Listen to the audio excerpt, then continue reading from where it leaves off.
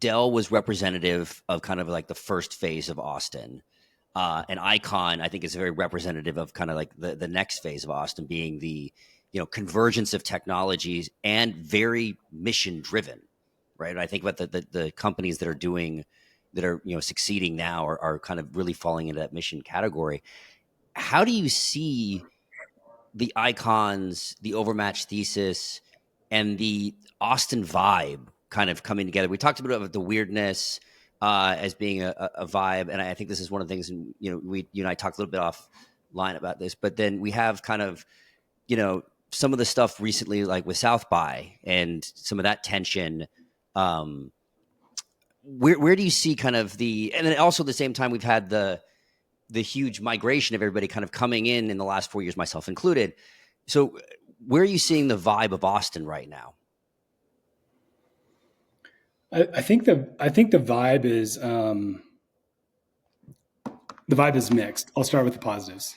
You want me to start with the positives or the negatives? I'll start with the positives. We'll make it a sandwich, right?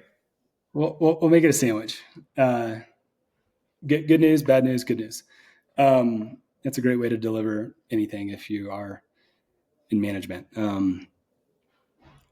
What do we have going for us? After the pandemic, Joe Squared moved here, Joe Rogan, Joe Lonsdale, and the world's most important entrepreneur moved to Austin, Elon Musk. Okay. That was a big deal. Those people, I'm just using them, those three as a representative set. There's a lot more wonderful people that are coming to Austin. Brought a posse of startup founders and investment know-how and ambition to our town. So that's incredibly positive. Like SpaceX is now moving here. That's crazy. Tesla is already here. Twitter, X is going to move here as well. It's like, that's awesome. It's going to be great for our ecosystem to get all those incredible engineers in Austin. And they're working on very meaningful problems. I think media, space exploration, transportation. It's not in Detroit. It's in Texas. It's in Austin. These are incredible. Joe Lonsdale with 8VC, he was like the first mover with like a major VC fund to say, I'm out of California. I'm going to Texas. It's a big deal. He still has an office in California, of course, but that's a big deal. And I think a lot of other folks have followed suit. There's Ensemble Ventures here. There's Iron Spring. There's Overmatch now. There's a bunch of incredible people. On the government side, Army Futures put a flag here. That they didn't have a lot of kind of authorities for the first few years, but now they're getting some authorities and some capital. Defense Innovation Unit has an outpost here. AFWorks.